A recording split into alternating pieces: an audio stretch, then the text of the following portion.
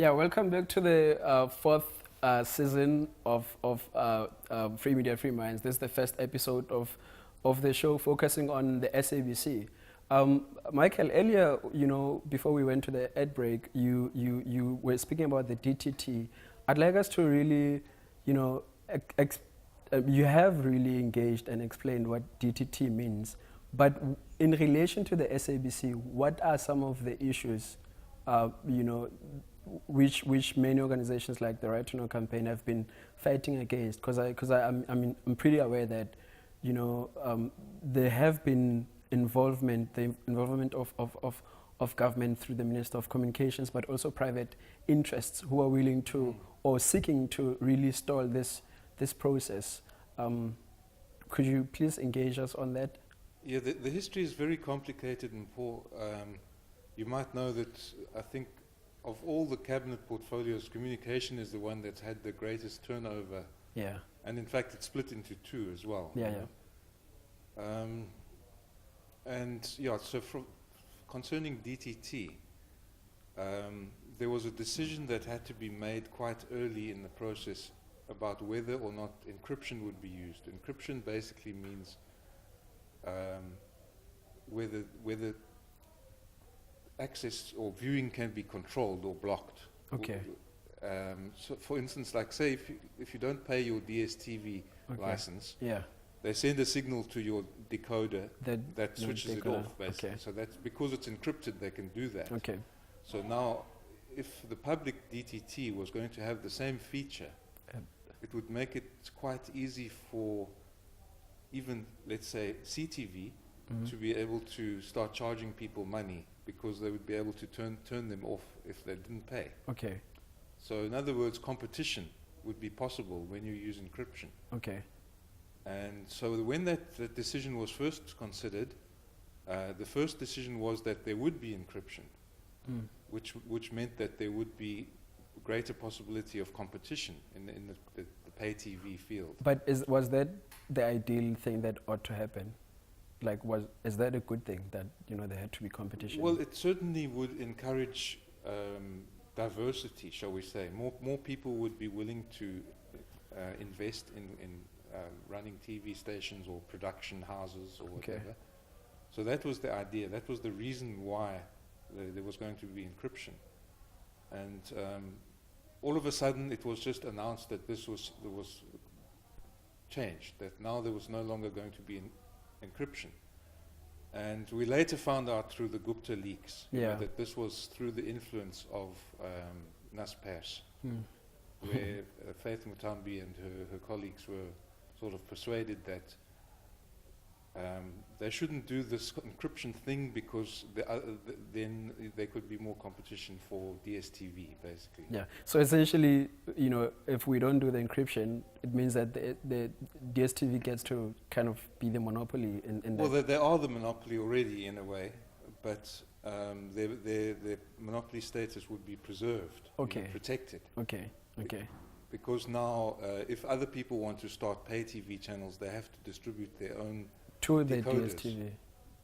Yeah, or if you have DTT as it was planned, it would be fairly easy to start up a pay TV channel because people would already have the decoders in their houses.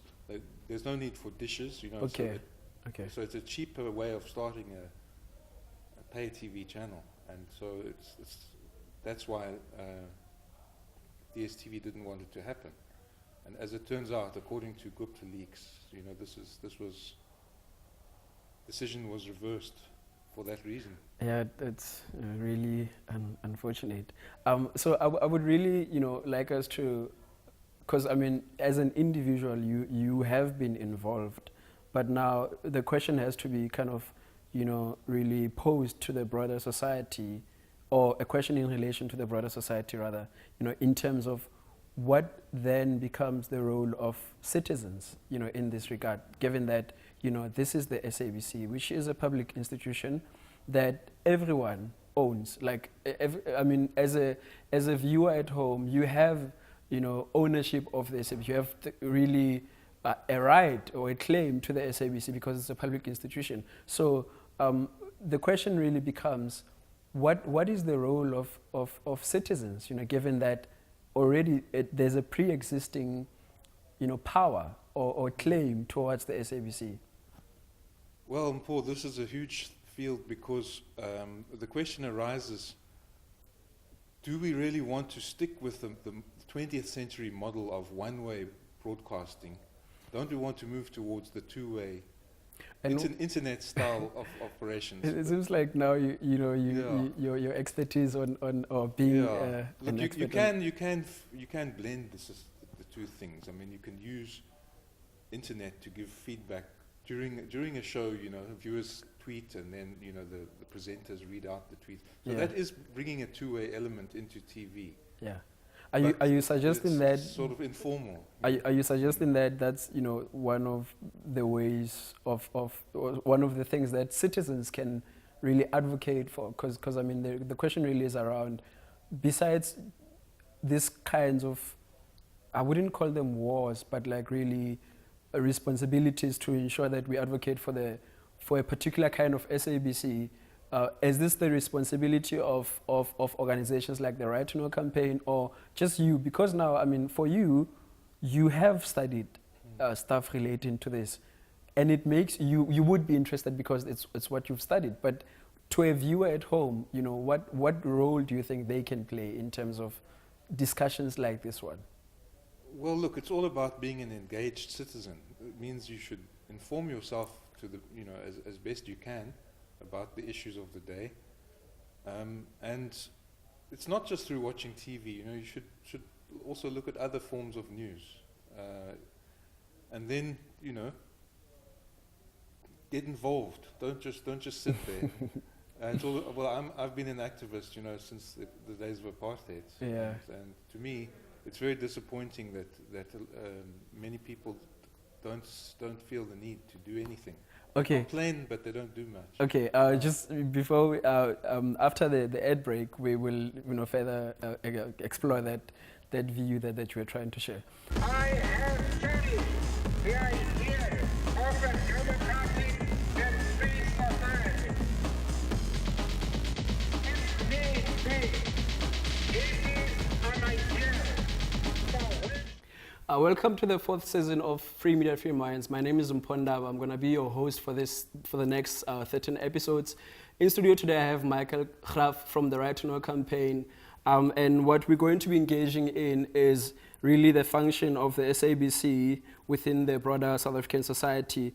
I'd like to just make a disclaimer that we couldn't get someone who is a direct expert on this issue, but like I said, the aim is to ensure that the conversation is opened up and it is quite democratic. So it's not really a case of who is the knower and who doesn't know when coming to these issues, because at the end of the day, we all are affected. Michael, welcome to the show. I'm glad you could make it today. I would just first like to start this conversation with this question around the history of the SABC and what role it was meant to play in pre-94 South Africa. Thanks, Paul. Well, it was a classical state broadcasting agency. Mm-hmm.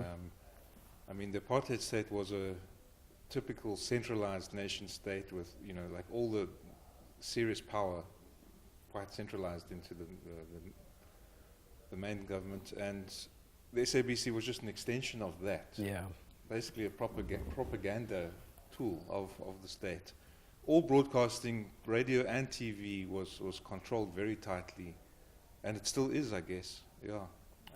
So there was a lot that needed to change when the country changed, and I think the changes are still underway. Yeah, I mean, just following that, you make some of interesting points there. Just linking, what the SABC was and what it was supposed to be. What was the ideal SABC, in post-94 South Africa? Well, the vision, as I understand it, was for it to stop being a state broadcaster and to become a public broadcaster. What does that mean? Which means, to inform the public so as to enable informed decision making. You know, when we've got democracy, people have to make decisions, but in order to make decisions, you have to have the right information. Okay.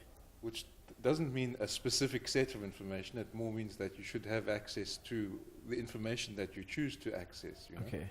So I mean, so a range of information should be available, not just one set of information. yeah, because I mean, I think in the past, since the inception of the SABC post '94, we've had instances where, there have been complaints around, even during elections, that particular political parties receive so much coverage as compared to others. So I suppose that's what you are speaking in, which really brings me to the third question around, we speak about this ideal SABC and what it was meant to be, but surely, I mean, if there have been kind of contentions and conflict around the kind of SABC we want, that the assumption there is that something went wrong and what we expected of the SABC didn't really, play out as we wanted. So, what has happened? Why do organizations like the Right to Know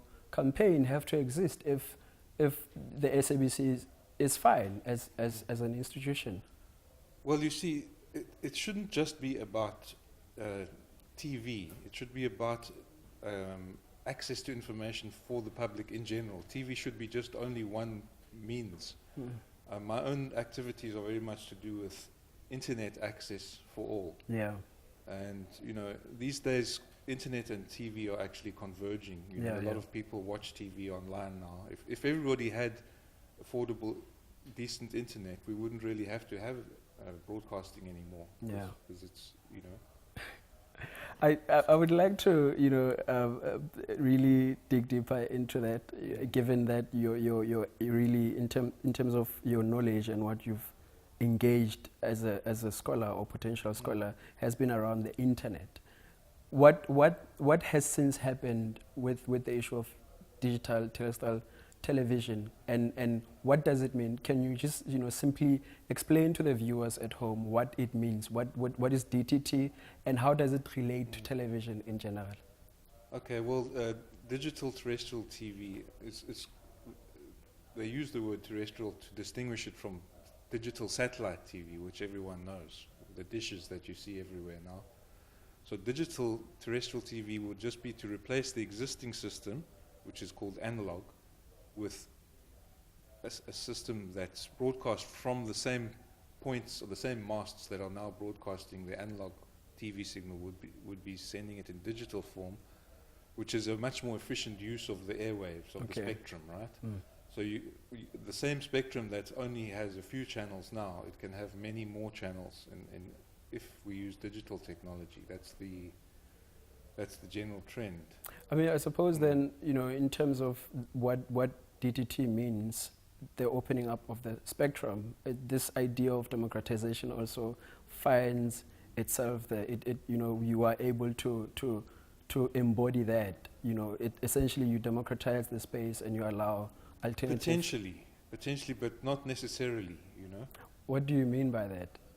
Look, because we can have more channels, we could have more points of view, but at the same time, you can also find the situation where all the channels have the same point of view, or some of them have no point of view on political issues. They just deal with, trivial things or entertainment rather than education or information. Okay, I would like you to just hold it right there. We'll engage on this right after the break.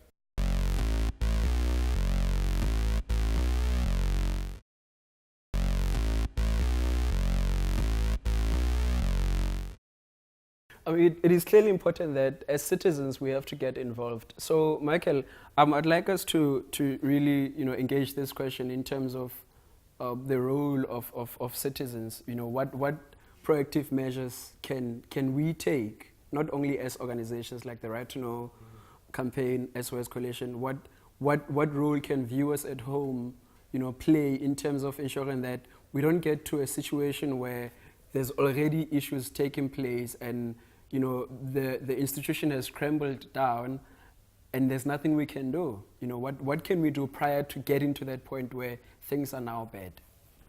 First, we have to know what's going on, and then we have to also know the history of how things went wrong, so that we can see how to avoid the mistakes in the future. And then we have to let politicians know that they're not going to get away with things as they have in the past. You know, if you look at the SABC, one of the most outrageous things is the way that the archives, all the tapes of the radio program from 1920 onwards, and then from 76 onwards, TV. The right to use those was just signed over to Naspers, for 30 pieces of silver. Yeah. And you know, what's all that about, and why has nothing been done about it? We can't just allow politicians to do whatever they like. Yeah, I think, I mean, just adding to that, just particularly on viewers from Cape Town, you have the parliament here, which is, in fact, you know, constantly being opened up to public, members of the public to engage on these issues. So the Committee on Communications does often meet and to engage these issues. Really, Michael, thank you for being here. It was quite an insightful discussion. To viewers at home, we're not leaving you with nothing. These are the insights that would really, you know, be good for you to look at. Thank you for watching the show. Until next time. The SABC. Yeah, I do watch it. Do you have any issues with how it's managed? A lot of issues. What do you want to cite them now quickly? For example, when there was intervention of the editorial policy, Yeah. the board itself, the people that were elected to the board, Yeah.